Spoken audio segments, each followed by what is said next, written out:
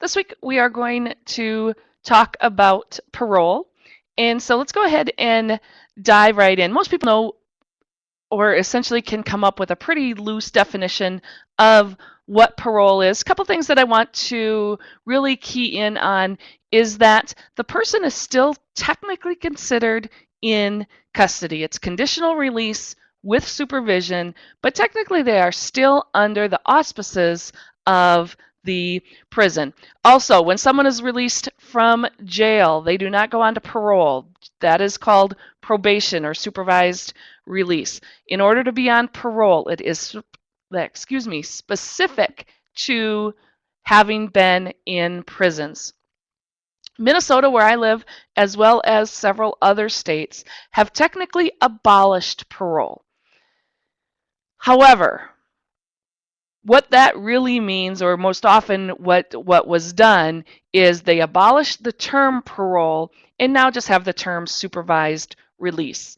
One of the main reasons that they did that was they were experiencing many problems with parole boards. For the most part, parole boards consisted of a variety of individuals. Some of those were members of the public. Some of those were folks who were not necessarily educated in parole or some of the issues of parole. And so it was kind of random, it was kind of unfair, and so they switched to supervised release, and now it's a group of correctional professionals making some of those decisions. And that's really consistent with evidence-based practices.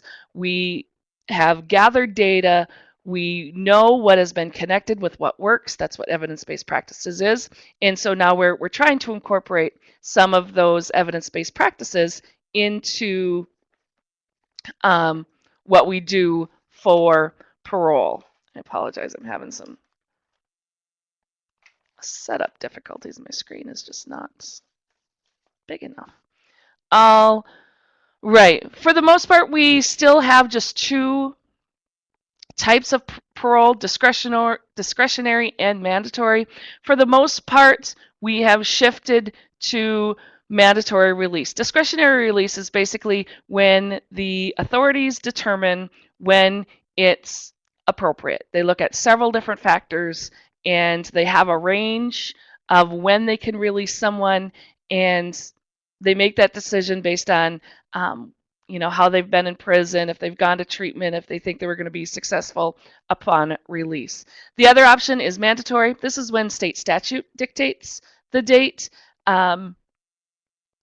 Correctional professionals prefer discretionary. They want that input. However, there were some challenges with it being consistent. Some are arguing that there was some bias incorporated, and so a lot of jurisdictions have shifted to mandatory parole. For the most part, when they leave prison, as far as where do they go, a lot of folks are going to a halfway house or some type of day treatment or residential treatment center to really try to help with that transition. However, many offenders are still released from parole, kind of kicked loose and saying, well, good luck. Historically, parole kind of has an interesting background. In England, and it was actually in 1840, Alexander Mackinac is given the title of being the father of parole. And ultimately, what they did in England was the way they dealt with criminals who were repeat offenders was they shipped them off to an island near Australia. It was actually Norfolk Island. And Alexander Mackinac was there in charge of these repeat offenders. Basically, he developed a point system to work your way towards release. He called it the mark system, and basically you earned marks, and once you reached a level of marks, you could get off the island. So it's kind of interesting, those current connotations back with this. However, when England discovered that he was doing this, they did not like it. England's ideology, their values and beliefs was that there should be hard time, there should be punishment, there should be no rewards. And so they actually relieved him of his duties, but he is given that title of the father of parole. In the United States, it was Zebulon Brockway, who is the warden at Elmira Reformatory, which is actually in New York. And he developed this grading system to release, kind of similar to points, but basically kind of like your grades in class. You needed to get to a certain level in order to be released. Now, just real quickly, a couple terms because people tend to get some of this confused. If someone is being pardoned, that basically means it's a complete expungement of their record. It's as though the crime never existed. So that's what a pardon is. Reprieve is basically a reduction in punishment. If someone is going to be given a reprieve, most often it's going to be done by the governor. And the really only time we're currently hearing about reprieves is when the governor is converting someone's death penalty sentence to life in prison. And so that's a reprieve. So a reprieve is basically a reduction in the punishment. When we're talking about parole, our focus really needs to be on reentry. And so what our current focus is right now is ultimately, we know that 2 out of 3 offenders are going to return within a relatively short period of time. So it's really focused or required us to figure out why. What are we doing wrong, or what could we do better? The first thing that we're seeing is a lack of productive programs. With the whole movement of get tough on crime, wanting prison to be hard times, and budget cuts, we've had to get rid of some programs that ultimately really helped folks be successful on the outside. And so that's one of the things we're looking at. We're also taking a look at the level of supervision. For the most part, due to the caseload sizes, the parolee is provided about 15 minutes once or twice a month with their parole officer. Now, break that down. How effective, how much as a parole officer, how much can I really help you with 30 minutes of my time in that month? Considering at least 10 minutes, sometimes even 15 minutes, is going to be housekeeping. Where are you living? What are you doing? Different check in the box kind of things that we take a look at. Because of those caseload sizes and some other factors, we're really seeing a shift in how we approach the job. We've really moved from being a service trying to help folks to surveillance. And we know that surveillance alone doesn't work, but because of our caseload sizes, that's really all the time that we have to spend is focused on surveillance. Because we are seeing more and more folks being put on parole, basic math says you're also going to have more folks then violating, just in sheer numbers, just in sheer quantity of individuals on parole. So therefore, more individuals are going to have the opportunity to be violated. Of course, that's going to increase our court. That's also going to, then make our prison population fluctuate. A couple of the challenges that we're seeing with offenders, even with all of the educational programs that we have, 7 out of 10, when they are released, they do not have a level of reading skill necessary to fill out a job application, really understand and process a bus schedule. They don't have a job. They are reintegrated into the location or area where lots of folks are still doing drugs. And part of it is because they were prisonized. That concept of prisonization, where very quickly inmates forget how to live on the outside because someone is telling them what they need to do every minute of every day. Because of some of these issues, in 2004, the Second Chance Act was passed. So that was the original act. It has been renewed since then. But really what it talks about is how can we improve the parole process and experience. And basically it's the suggestion, and what the Second Chance Act allows for is 3 separate phases. So phase 1 is called Protect and Prepare. Ultimately, this is happening while they are still in the institution, where, like I know our local prison says, the day you are admitted into prison, so your first day in prison, we are already creating a plan for how you're going to be successful when you are released. So it's comprehensive. Again, we're doing those assessments.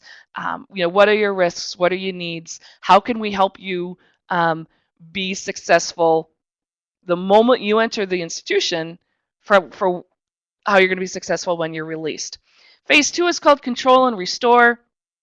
where ultimately this is as you're getting closer to release. We're really talking about a plan, and then we're going to follow through with that plan once you are released, as far as what is available in your community to help you with that transition. So for example, if we did a chemical dependency program on the inside, is there some type of support group on the outside that you can continue to go to, for example, NA or AA? We're also providing mentors. We look for volunteers in the community that are willing to take an offender kind of under their wing, and really help with some of those life skills training, where they might not familiar with cell phones and mobile data and those types of things that we just take for granted at this point. Phase 3, basically your first 90 days, about 3 months, anywhere between 60 and 90 days are pretty easy. You're dedicated, you want to succeed, you're excited to be released. It's after that 60 to day 90 period that we crash.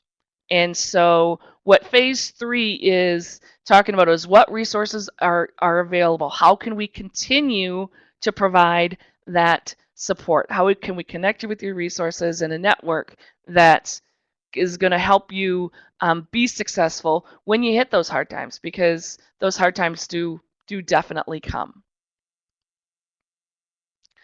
All right, so once someone is granted parole, again, whether it be through the parole board, that is for the most part gone away. However, some jurisdictions still have it.